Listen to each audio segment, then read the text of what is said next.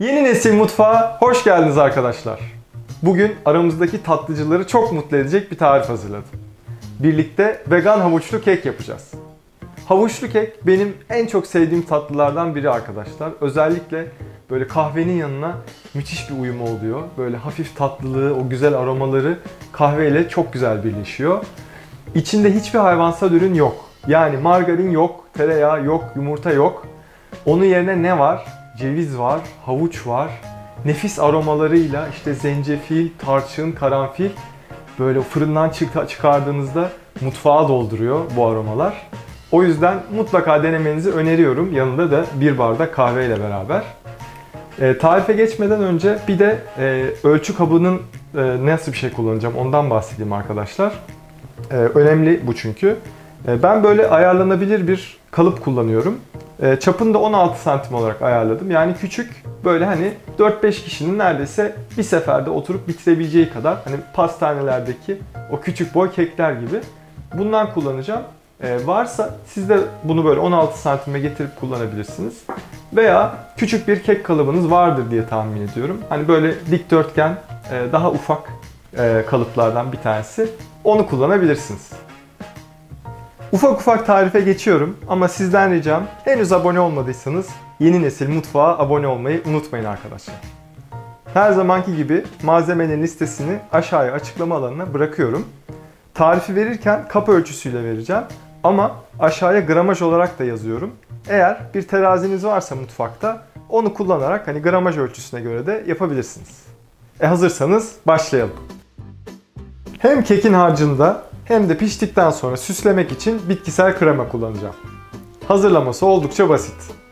Akşamdan suya koyduğunuz veya 10 dakika kaynar suda beklettiğiniz 1 kap kajuyu blender'a alın. Kaju yerine ay çekirdeği de kullanabilirsiniz. Üzerine kabın 4'te 3'ü kadar su, 1 yemek kaşığı limon suyu ve 1 çimdik tuz ilave edin. 2-3 dakika homojen bir kıvam elde edene kadar çekin.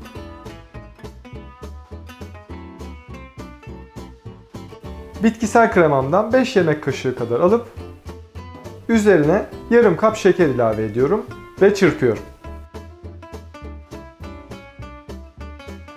Üzerine çeyrek kap zeytinyağı ve 1 çay kaşığı vanilya özütü ekliyorum. Sıra geldi keke muhteşem aromalar katacak baharatlara.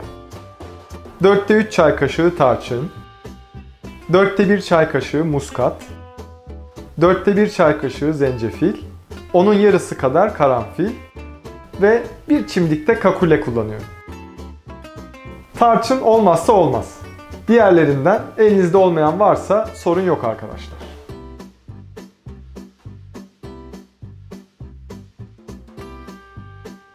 Şimdi sizinle mükemmel havuçlu kekin sırrını paylaşacağım arkadaşlar. Havucu rendelerken rendenin bu en ince yüzeyini kullanacağız çoğu için. Yani tamamı değil ama 3'te 2'si gibi diyeyim. Bu ne sağlayacak? Havucu ne kadar ince rendelerseniz o kadar ıslak oluyor ve aroması ortaya çıkıyor. Dolayısıyla kek de daha nemli oluyor. Kalan işte 3'te 1'lik kısmını da bu tarafta yapacağız. Biraz daha iri taneli olan havuçlarda böyle keke biraz daha güzel bir doku katacak. Şimdi başlıyorum havuçları doğramaya.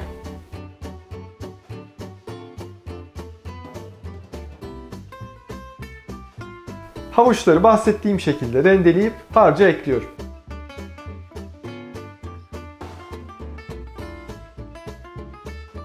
Üçte 1 kap ceviz kullanacağım. Onları da biraz ufaltıp atıyorum. 3 yemek kaşığı kadar da kuru üzüm ilave ediyorum ve karıştırıyorum. Son olarak un ve kabartma tozu gibi kuru malzemeleri ekleyeceğim. 1 kap artı 3 yemek kaşığı yani 150 gram un kullanıyorum. 1 çay kaşığı kabartma tozu, yarım çay kaşığı karbonat ve yarım çay kaşığı tuz koyup unu tamamen yedirene kadar karıştırıyorum. Karıştırırken 2 yemek kaşığı da bitkisel süt ilave ediyorum. Süt, kekin biraz daha yumuşak ve nemli olmasına yardımcı oluyor.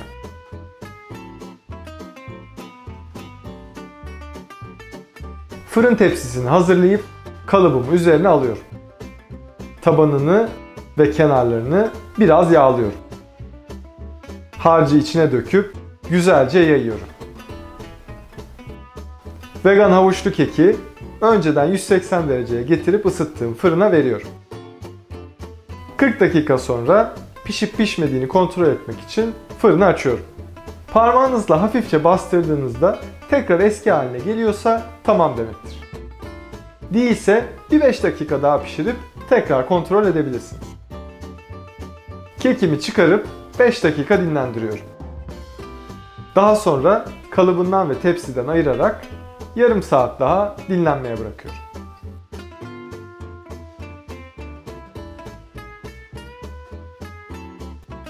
Vegan havuçlu kekim dinlendi. Artık servise geçebilirim. Öncelikle keki bir tabağa alıyorum. Üzerine kaju kremasını koyuyorum.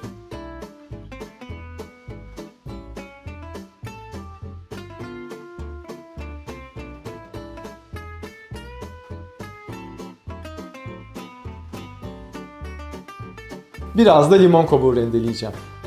Hem güzellik katacak hem de çok fresh bir aroma verecek. Son olarak tadım için bir dilim kesip tabağa alıyorum. Harika görünüyor.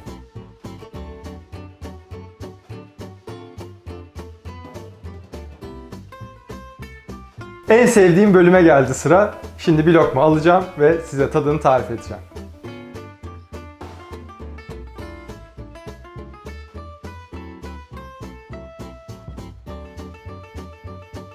Beklediğimden de daha iyi olmuş. Bir kere çok aromatik bir kek. Yani tarçın, zencefil, karanfil böyle hani iyi yemek katmanlı olur derler ya arkadaşlar. Bu kek de öyle. Hani ağzınıza attıktan sonra böyle çiğnedikçe havucun tadı geliyor. Ondan sonra tarçın geliyor. Sonra diğer baharatlar biraz gelmeye başlıyor.